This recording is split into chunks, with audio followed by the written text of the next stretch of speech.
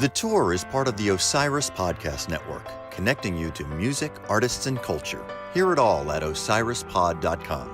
This episode is brought to you by City Winery and by Canova Communications, leaders in creating multi-platform content and turning casual followers into devoted fans. Visit canovacommunications.com. A musician can sing sad songs and still have a wicked sense of humor. Oh yeah, there's so much heartbreak on my records. People ask me, what are your songs about? And I say, heartache and misery like everybody else's songs, I guess. Hi, and welcome to The Tour. I'm your host, Ted Canova. Lucy Wainwright Roche has a family tree filled with musical branches. Met you when the days were ours. We'd been handed all the moons and stars. Picture one branch with her mom, Susie Roche, who with her sisters formed the Roches. On a second branch, her dad, Loudon Wainwright III. He and the late musician Kate McGarrigle had a third branch, their kids Rufus and Martha Wainwright. Maybe it was that musical mosaic of a childhood, touring in vans and hanging out backstage, that forced Lucy to shy away from the family business, until the lure of a 3 a.m. tour bus changed her life. Everyone will always know you are a heart of mine. Wainwright Roche sings with tenderness about heartbreak and loneliness. Call your girlfriend. It's time you had the talk. Lucy's confidence has grown as well. At first, she was more comfortable covering others, from Fleetwood Mac I wanna be with you everywhere. to Paul Simon. And walked off to look for America. And now she continues to build a body of her own work, starting the year in Nashville, cutting her next album. Some things that I wanna say. I sat down with Lucy before a gig in Boston. She talked about the challenging process to find discipline to write songs, appearing from the shadows of her famous family and growing more comfortable on stage, and that quirky connection she had with a radio psychologist. Lucy, you had no interest in becoming a musician. You said it was like a terrible plan. How's the plan going? I maintain that it's a terrible plan. That's because it's very unreliable and it's very competitive. It's a bad plan if what you're looking for is stability and to check all the boxes of career moves. The great part of the plan is that you do interact with incredible people and places in a way that I would never get to. Were you intimidated by your parents' and relatives' musical success? I think as a much younger person, I was pretty disinterested. I grew up a lot on the road with my mom's band, so I never thought of myself as someone who would be a musician. But yes, definitely there was some level of intimidation coming back into the family business, just because it's such a gamble. And we, as a family, I would say, have beat the odds over and over. And over. Yes. And to have so many people who have managed to live off of this business is really rare. And so rolling the dice on that again seems truly unwise. And I still some days think, why did I ever put myself in a position to be compared in this way to my family? Whereas when I had a teaching job, we were not compared in that way ever. Is it a double-edged sword to be an up-and-coming musician in a family filled with musicians? Yes, I think it is. I think mostly it's a good thing. People who love my family members might be prone to be more interested, to give my music a try and to come to see me, which I think has helped me and certainly has increased some people's interest in me. I think the way in which it's hurt, you could say maybe people are sick of hearing from the Wainwrights. I don't really get that feeling too much because those people probably don't come to the shows. If you compare me to the world at large, I have had a lot of success at building this career. If you compare me to my family, I look a lot less successful. So you became a third grade teacher, you really enjoyed it, but you missed the lifestyle. I think I had grown up moving around so much that I didn't realize that I would miss it when I was in one place. That was such an integral part of my life and brought into my life by my parents that I didn't think that I needed it for my own self. But then once I was an adult living on my own and I wasn't traveling with them anymore and I wasn't performing anymore, suddenly I realized that I missed it. Was it really on a whim that you connected with your brother Rufus and went out with him? I was doing an internship at a public school in Harlem, and I hung out with him one night in the summer, and he was about to go on a 4-week tour, and he literally that night was like, hey, the tour bus is leaving at 3 o'clock in the morning. Come. And I was like, I can't. I have a babysitting job. I have this, I have that. And I had a friend, Emily. My friend Emily was like, no, you have to go. And we went back to my apartment, got my stuff, and I got on the bus and went. And I went for a month, and I sang backup for him on a couple of songs, starting with just one, and by the end of the tour, maybe like 4 or 5 in his show. And that was definitely the beginning of the end of my straight job. Let's talk about first gigs. My first solo gig was at Rockwood Music Hall in New York, and it was terrible. I wasn't even so much that I was nervous, but it was awful. Like, I did a terrible job. I was flubberdy-dubberding all over the set and talking, and it was terrible, largely humiliating. Although I had a very supportive audience of many friends and family who had come out to be supportive, but I was terrible. And then I think probably the worst part about my first show was probably the in-between song banter. I think that I was unclear how to create the world that I wanted to live in on stage, and maybe I was taking cues from other people I'd watched or known. But the second show that I did started out just as terrible, but somewhere halfway through that show, I realized, like, oh, just be like your regular self and try that. And that worked really well. Getting comfortable with singing my own songs for a while, I was much more comfortable singing other people's songs. I think it was easier for me to express something that I felt was true that someone else said. I was more shy about things I'd said myself, and I think that has changed a lot. I feel less shy about that and more comfortable doing that now. 2007, the first record that you made was called 8 Songs. Describe what it was like to go in and record for the first time. Oh, the summertime is coming. I went into the studio with my stepdad, Stuart Lerman, and my mom, and the 3 of us made that recording. Mountain time. I listened to some of it the other day for the first time. It's been 10 years now since it came out, and I was very timid and shy, but it sounds good. It sounds different from me. It's sort of like a distant memory of someone that I knew once. To pull wild mountain time. It was fun and nerve-wracking. I'd never been the center of the focus of something like that before. I'd done singing for other people's records and performed with other people, but it was my first time where people's attentions were focused on me in a work environment like that. So then we go a year later and you make your second record called 8 More, and your songwriting and the heartbreak came out a little bit more, wouldn't you say? Oh yeah, there's so much heartbreak on my records. People ask me, what are your songs about? And I say, heartache and misery like everybody else's songs, I guess. They're breaking up, I'm breaking down, leaving down in the rain. This place has needed for a while. What was your discipline in terms of writing? Back then, I had very little discipline in terms of writing. I was, Your honesty is going to be really eye-opening to other singer-songwriters trying to make it these days. Yeah, no, I was very undisciplined. I was free, I was single, I was teaching a lot, and then had a lot of free time, and I sort of, had my feelings and, wrote songs when I felt like it, and, when there was a full moon and I just had a whim, I would write a song, and that seemed great. That was enough, and it was easy enough for me to get that process going, and I was lucky enough to not have to be regimented about it. I just was lazy about it. Well, you may call it lazy or waiting for a full moon, but the song A While, they're breaking up, I'm breaking down, that's really a great line. Oh, well, thanks. I never play that song anymore. Let this be a lesson to the girl I left behind. I don't know. I'd have to go back and relearn it.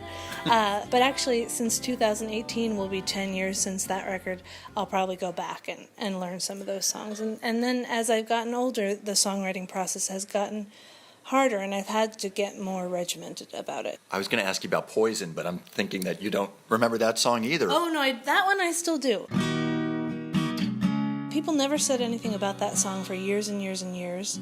It was written about a dream that I had, and then in the last couple of years, at several shows, people started asking for that song. It was almost as if it took 8 or 9 years for people to notice it or like it or whatever, and so I put it back into my repertoire, so now I sing it. Well, perhaps your audience needed to catch up on the heartbreak. I drank the poison. Yeah, it's a cheerful number. Let's go a couple years further, and it's the self-titled album called Lucy. It's a real call out to love. My love, are you on a winter beach tonight? I think that record has a lot to do with, well, love as usual, but also love mixed with travel. At this point when I made that record, I had started to be on the road all the time. So a lot of the songs have sort of a heartachy thing happening, but mixed with location, because I was away from home suddenly and I was driving back and forth across the country and finding myself in lonely places. There's nothing like being on the road for like bringing out the heartache of everything. So it's easy to get pretty emotional. Honestly, you were less than a prince.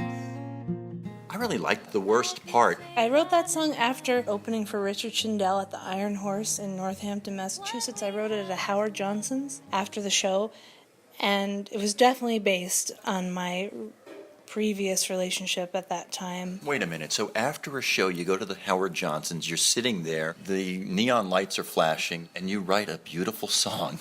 Yes, sometimes watching someone else do a show can be really inspiring. I've often seen a show and then written right after. Left myself sitting pretty and dumb. Something about watching someone express themselves and maybe the way they approach it strikes you differently than you might have and gets you in the mood to sort of try something a little different, and usually ends up not sounding like them at all but sounding like you, but just maybe with like a watercolor stroke of something that you saw in their show.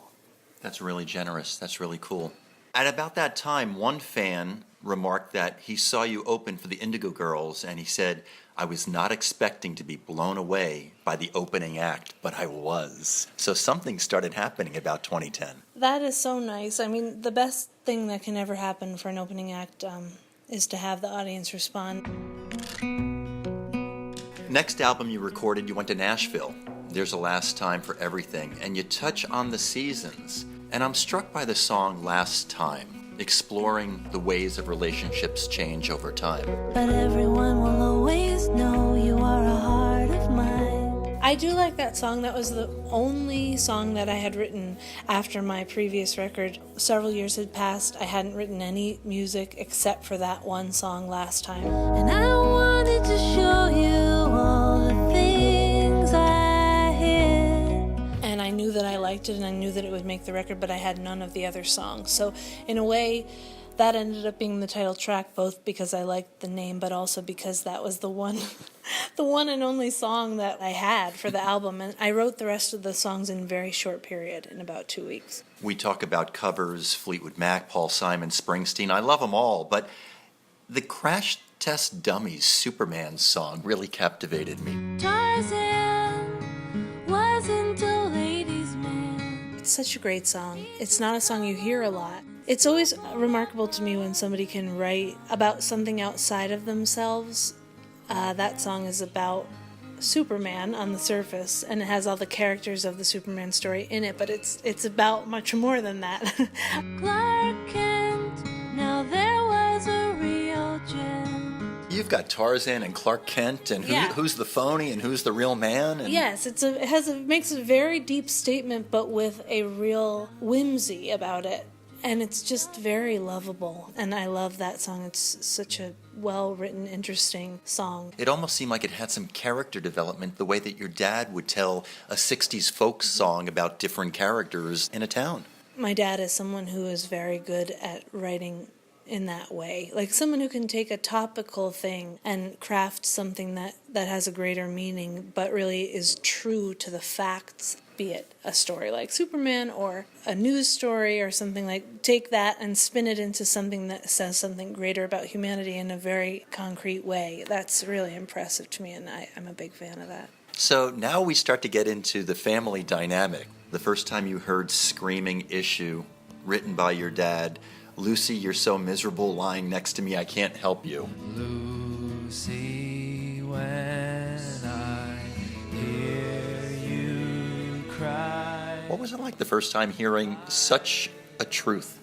Well, I mean, I've heard that song before I can even remember it. You know, they would sing it at my birthday or at a show. I knew that song, but I hadn't really ever heard it in that way in which things that surround you and your family when you're very small, you don't see until one day you're like, oh, that. And then probably in high school, I think I first really listened to it in a real way. And I was a notoriously miserable baby. So anyone will tell you that. And so the song is a very clear representation of my infancy as a screaming child. You got closer to your sister Martha when her mom passed away in 2010. And then you collaborated with Martha on Songs in the Dark. What was it like to collaborate with your sister, who you only saw on vacations, I presume?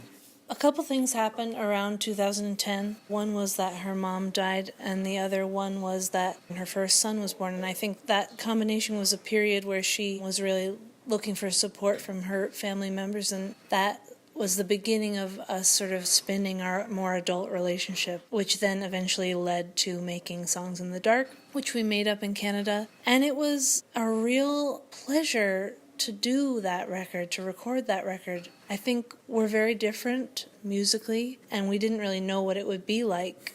But then when we tried to sing together, it actually was great. So go to sleep, you weary hobo. Let the times just slowly by. You know, we'd only ever sung together in a group, more of a larger family group and like a group show, but we hadn't done much one-on-one, and it was quite natural feeling for all of our distance as children. You know, we saw each other in the summer and on vacations. We had different moms, same dad, but then we sort of landed in a similar place, and weirdly, during that record, we realized what similar, almost parallel lives we had had growing up with our moms. And our moms both sang with their sisters and had their music careers with their sisters, and we lived with our moms. And even though that's obvious, and we knew that, we almost hadn't recognized how similar we had lived in our lives in separate countries. So it was a great experience, and I'm much closer to her at this point in my life than I ever was as a younger person, and it's one of the great pleasures of my life. Beautiful. In 2016, Mud and Apples, it was the second album that you and your mom collaborated on, which I found sounded more like soothing lullabies than the album that you did with your sister. You are love while we're still searching for a perfect world. Well, the album with Martha was dark lullabies. Our aim there was to disturb people. You did? Yeah, well, good. Yeah, it was pretty. We have a lot of great money-making ideas, like dark lullabies. It's great. The record with my mom was kind of a combination of originals and covers. We picked a bunch of covers that we love, but which are also very famous, and maybe we would have shied away from covering. But both records with my mom actually are great because they're not my main focus. They're not my solo records. They're not the shows that I do all the time.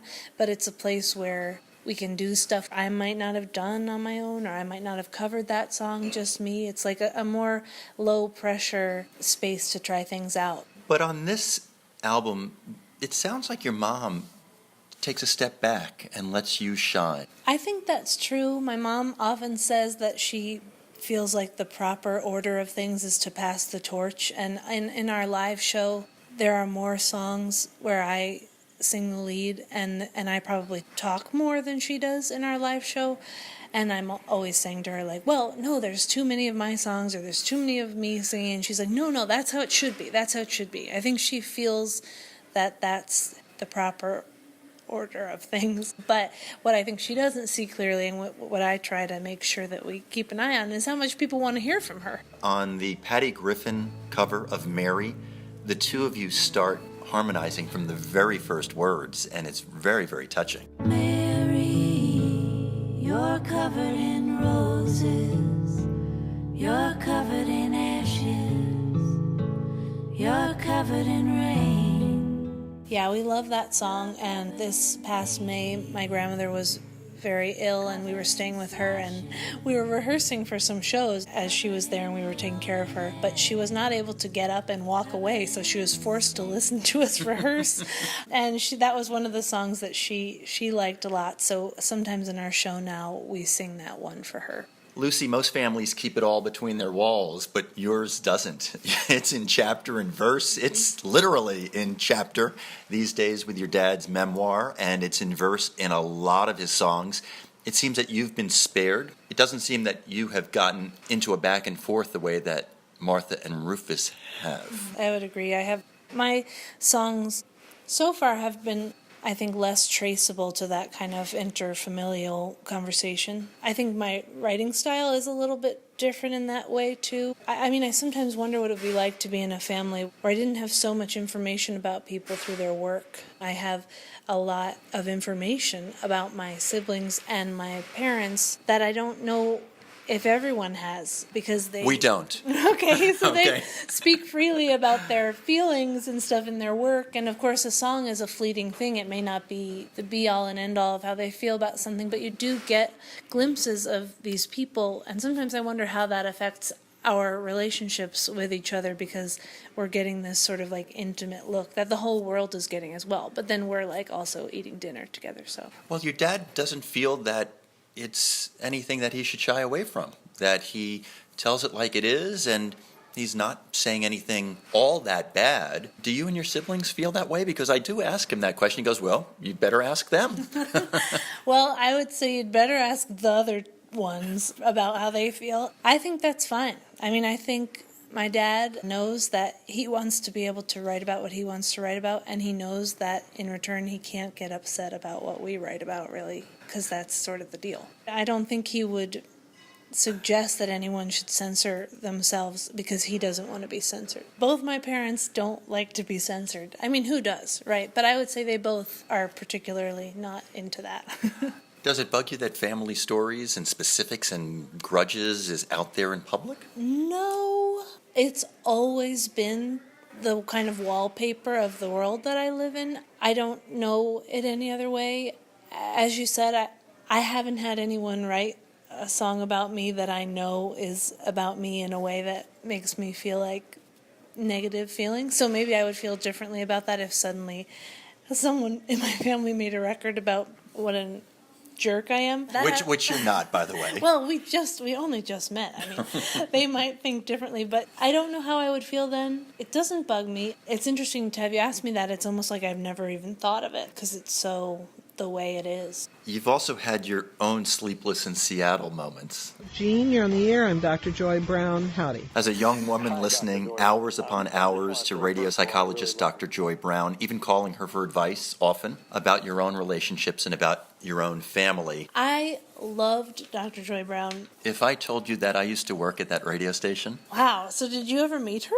I've met her once. I'm so jealous. I never got to meet her. I adored her show, listened to it for years and years, and then was recently interviewed on This American Life about my relationship. If you were here, you would see I put that in quotes. We never met, but I felt very strongly that I had a relationship with her. Her advice has influenced my life a lot. I give her advice to other people. Gene, your attitude sucks. And as long as your I've done attitude all those sucks, things. What things have you done? She passed away, not this past August, but the August before, and I was really devastated, as much as I can say that, having not known her, I'm sure, and had always hoped someday that we would meet or do a project together or something. I thought she was incredibly pragmatic, but also very loving and warm towards the people who called. Well, I think a song may be coming called Dr. Joy. Yes, well, I am very sad that we never got to meet, and I was really touched that after I did the interview on This American Life, I heard from one of her former colleagues who knew her quite well saying how much he thought she would have liked the interview and how much it would have meant to her. So that was a thrill, and I will always admire her forever. Gene, it's your life to do with as you wish. We choose to be happy. We choose to focus on that which makes us happy. I'm curious where you see yourself in 10 years. I think for me, I have a lot of stuff I'm interested in, and writing and radio and TV and stuff, and I'm interested in getting involved in different aspects of of the arts and try to kind of diversify as much as possible. I am a big fan of a lot of people, so I feel like the more stuff I say yes to and the more I get involved with, the better off I'll be. So trying to just keep on going. Lucy Wainwright Roche, thank you. Thank you.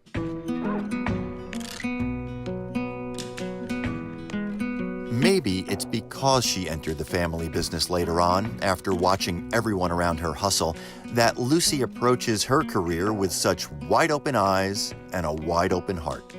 Well, that does it for this episode of The Tour. I hope you liked our conversation. Go ahead and share it with your friends and followers, and do me a favor, write a review. It'll help more people find us.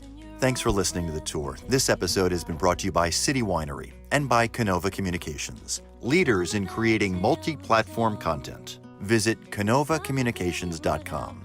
The Tour is also part of the Osiris family of podcasts, connecting you with music, artists, and culture. Hear it all at osirispod.com. And for music news, check out our partner, Relics Magazine, at relics.com. I'm your host, Ted Canova. Remember, music makes it all better. See you next time. There is the finest line, and I wanted to show you all the things I hid. I was just a kid, and I never did.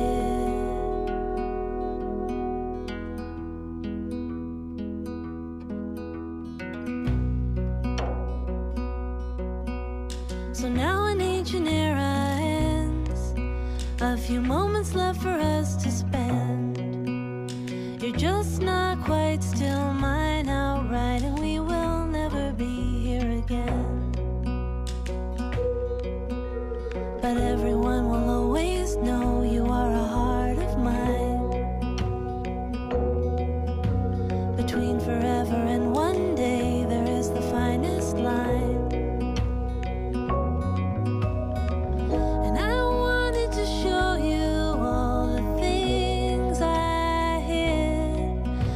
Just a kid, and I never did.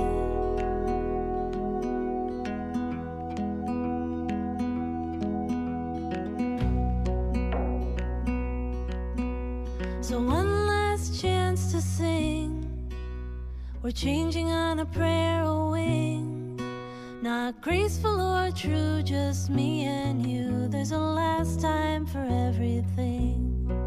There's a last time. There's a last time. There's a last time. There's a last time for everything. Osiris.